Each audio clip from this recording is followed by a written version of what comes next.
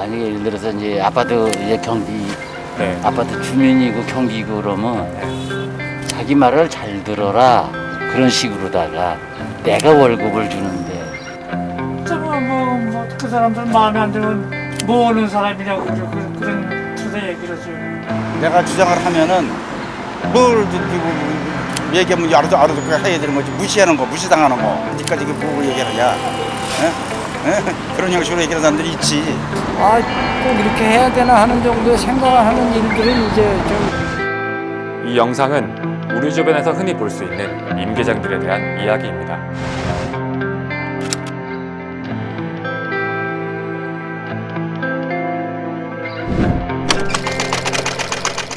본격적인 얘기에 앞서 간단한 실험 하나를 진행해봤습니다.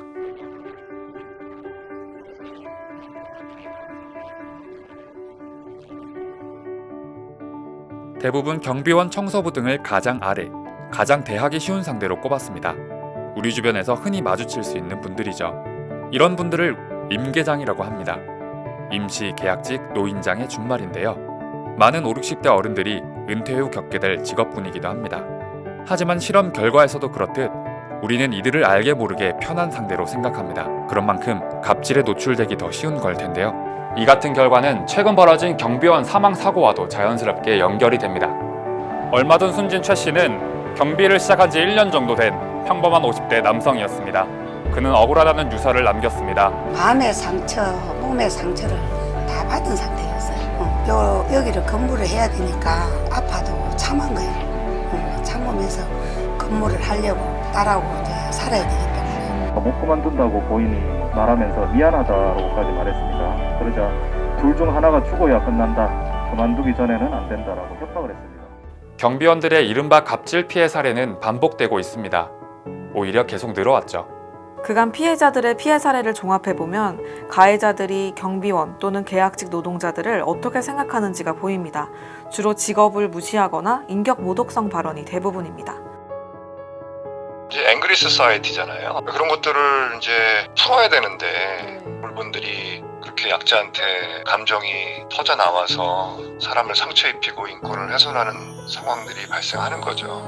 우리는 그분들과 하루에도 몇 번씩 마주치지만 정작 그분들과 대화를 해보진 않았던 것 같아요. 그분들이 어떤 때 갑질로 느끼는지 한번 물어보고 싶어졌습니다.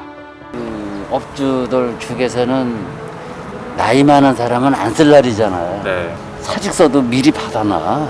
경비원들이 뭐 이제 좀 잘못하고 뭐 당신 관둬 그러거든요. 자기 말을 잘 들어라. 글쎄요, 우리가 어리니까 이길 순 없죠. 그런 의라네. 가면 안 되고 동등하지는 않죠. 취재 결과 놀라웠던 건 이들이 부당한 대우를 받을 때도 스스로를 의리라 단정 지으며 신고할 생각조차 하지 않았다는 점입니다. 나이 먹었는데 얼마나 존경받겠어요? 우리가 후퇴해야죠. 물러나야죠. 이길 순 없으니까. 의식 받기 전까지는 그게 힘들 거야 아마. 은퇴를 해도 은퇴할 수가 없는 상황. 누구에게나 돌아오는 임계장의 시간. 이들이 느닷없는 공격에서 보호받거나 피해를 호소할 곳을 찾기는 마땅치 않았습니다. 전국민원 콜센터라고 종합적인 민원 상담 간단하게 하시는 걸로 알고 있어요. 110 고용노동부 고객상담센터입니다. 신고하시려는 게 근로기준법 위반, 관련 부분이면은 관할하는 노동청에 신고 가능하시고요. 노동조합 등 기타 노동 관련 상담은 네, 정확한 답변은 어렵고요. 네, 전화를 해서 일단 상담을 한번 해보세요. 네, 안녕하세요. 청소 일을 하시는데 언어적으로 심한 말들을 들어가지고 이런 경우가 잘 없어가지고 우리가 하는 일은 아닌 거거든요. 그럼 그 용역회사는 그 말단 말이든지 실질적으로 직업 소개서처럼 그것만 하는 거 아닌가요? 용역회사를 사업장으로 보기 어려울 것 같아서 이런 경우에 어디 사는지가 좀 명확하지가 않아가지고요. 제가 교대들이랑 전화 알려드릴 거예요. 저희가 직접 여러 기관에 전화해보니 신고하기로 마음을 먹는 것도 어렵지만 신고할 곳도 딱히 없었습니다. 이분들이 좀 법적으로 최소한 좀 보장받는 그런 보호 같은 게 존재한가요? 사실은 근로기준법에는 이분들을 특정해서 보호하는 법은 없어요. 감단직이라고 하는 건 뭐냐면요. 네네. 근로기준법에 있는 용어인데요. 사실은 이게 보호를 위한 규정이 아니고 정신적으로나 육체적으로나 다른 노동에 비해서 피로감이 적기 때문에 네. 근로시간에 대해서 적용되지 않고요. 연장근무라든지 이런 것에 대해서 법을 아예 제외하는 규정이에요. 이런 갑질이라든지 아니면 폭행건에 대해서 네. 이거는 사실 노동부 소관은 아니거든요. 회사가 감정노동을 보호하지 않았다. 네. 이 부분에 대해서는 고용노동부 소관일 수는 있는데 이제 입주민이 갑질을 했는데 이 사람을 신고하려고 한다. 네. 그러면 사실 경찰서에 신고하는 방법밖에 없죠. 고용노동부는 본인 권한이 아니라고 할 가능성이 높아요. 아하. 어떤 절차를 밟아서 신고를 해야 될까요? 저희 같은 뭐 직장 갑질 119라든지 네. 아니면 자치구 센터들이라든지 저희 노동센터들이라든지 네. 이런 데를 먼저 연락을 해주셨으면 좋겠어요. 만약에 혼자서 대응해 버리시면 네. 아마 회사 입장에서 그냥 잘라버릴 가능성이 높아요. 대변 단체라고 해야 되나요? 이런 네네네. 단체들이 좀 많아져야 될 필요는 있어요.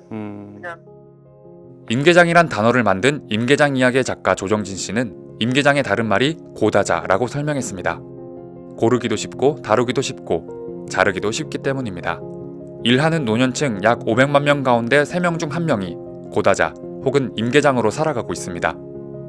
은퇴 후에 다시 일터로 나서는 노인들이 점점 많아지는 가운데 다시는 임계장들의 억울한 사연이 들려오지 않도록 하루빨리 제도적 보완이 이루어져야 할 때입니다. 꼭 폭언을 하는 것만이 갑질은 아닐 겁니다. 우리도 무심코 이들에게 소극적 피해를 주고 있었던 것은 아닌지 한번 생각해 보는 것은 어떨까요?